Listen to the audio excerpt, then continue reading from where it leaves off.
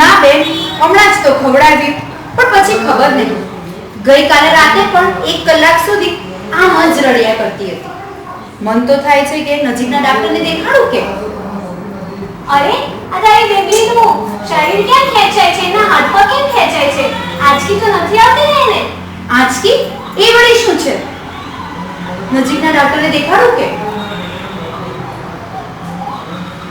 અરે તારી બેબી તો જબરી શાન છે.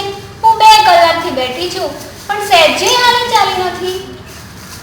શું કરું બેન, ઘણી વાર કલાકોના કલાકો સુધી એ ઘોડિયામાં પડી બસ શાંત રહે છે, બિલકુલ અવાજ નથી કરતી. કેટલી વખત તો એ ટગર બસ ઉપર જ જોયા કરે છે. કોઈ દિવસ ખવડાવું તો પણ અવાજ નથી કરતી, અને જ્યારે જુઓ ત્યારે શાંત બસ ટુકુર જોયા કરે છે. કુકરની સીટીનો અવાજ આવે તે એવી ઝબકી જાય છે કે આખો દિવસ રડ્યા કરે છે. ડોક્ટરને પૂછ્યું? તમે દેખાડવાની શી જરૂર? આ આજકાલના જમાનામાં તો નાની વાતના ડૉક્ટરને તમે દેખાડો છો. એમ જ છોકરાઓ મજબૂત નથી થતા. દેશી નુસ્ખા કરો, બધું જ સારું થઈ જશે. મીતા મીતા મીતા ચલ રમવા. મીતા મીતા. અરે તારી મીતા તો 6 વર્ષની થઈ હશે ને? હજી તો એને ઘરમાં જ રાખી છે, બહાર રમવા કેમ નથી જવા દેતી? અરે બેન, તને હું શું કહું, કેટલી વાર મેં એને કીધું, પણ એ સમજતી જ નથી. જાણે મને ઓળખતી ના હોય ને એવી રીતે મારી સામે જોયા કરે છે. કાલે જે આવ્યા હતા મહેમાન, એમની જે બેબી છે એ આપણી મીતાની ઉંમરની જ છે, પણ આપણી મીતા તો અંદરના રૂમમાં જઈને નીચું મોઢું નાખીને બસ રમકડા સાથે રમ્યા કરે છે. ના કોઈ જોડે વાત કરે છે, ના રમવા જાય છે, અને કોઈ બહારનું માણસ આવે તો રડ્યા કરે છે. હજી તો બોલતા પણ નથી આવડતું એને. એ તો મારી અંકીની નજર લાગી ગઈ છે. એની જીભ માટે અને બોલતી થઈ જાય એટલે મેં માની છે. પોપડીમાં બધું જ સારું કરશે, અને જોજો થોડા જ વખત બધે બોલતી પણ થઈ જશે. આ તો બહુ એને બધા લોકો સાથે મેળવવા માટે બહાર લઈ જાય છે ને, એમાં ને મારી મીતાની નજર લાગી ગઈ છે. એમાં જ બધું થઈ ગયું છે. હવે બધું મારા ભગવાન પર છોડી દો ને મીતાને બધું સારું. મીતા મીતા મીતા મીતા મીતા મીતા ઓ મીતા મીતા બસ મીતા મીતા મીતા મીતા. હા બેટા, હા મીતા, હા બેટા, હા બેટા.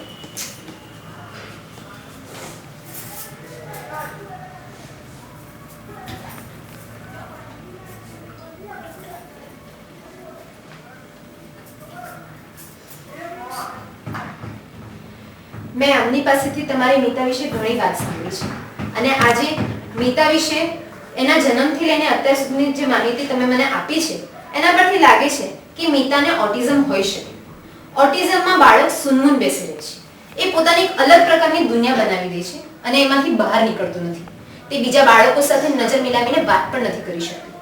એ બીજા બાળકો કે વ્યક્તિઓ સાથે રમતગમતની કે બીજી કોઈ જ પ્રવૃત્તિઓ કરતું નથી. એક અલગ જ દુનિયા બનાવી દે છે, અને એને બોલવામાં પણ થોડું મોડું થાય છે. તેથી જ આવા પ્રકારના બાળકોમાં વાલી જેટલી જલ્દી જાગૃત થાય એટલી જલ્દી બાળકનો સામાન્ય બાળક જેટલો મહદઅંશે સામાન્ય બાળક જેટલો વિકાસ શક્ય બને છે. તેથી જ જેટલી જલ્દી સારવાર એટલી જલ્દી સ્વસ્થતા. અરે મારી મીતાને શું થઈ ગયું? કેમ આવી ઘોડખા પણ થઈ ગઈ? કોની નજર લાગી ગઈ? અને હા, આમાં ભૂત પ્રેત કે નજર એવું કંઈ જ નથી હોતું. ઓટિઝમ કયા કારણથી થાય છે એ હજી ચોક્કસપણે નક્કી નથી કરી શકાયું, પરંતુ મારું બાળક ખામીવાળું છે એવી પણ વિચારવાની જરૂર નથી. આજે ઓટિઝમના ઘણા બધા બાળકો dancing, skating, music, drawing, calculation, computer વગેરે ઘણા બધા ક્ષેત્રોએ આગળ આવી ચૂક્યા છે.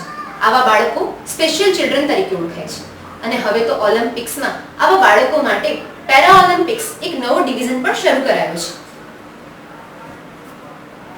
આ તેની મમ્મીએ જ ધ્યાન ના આપ્યું. હવે મારી મીતાને સમાજમાં કોણ સાચવશે? બસ માજી બસ, બહુ થયું હવે.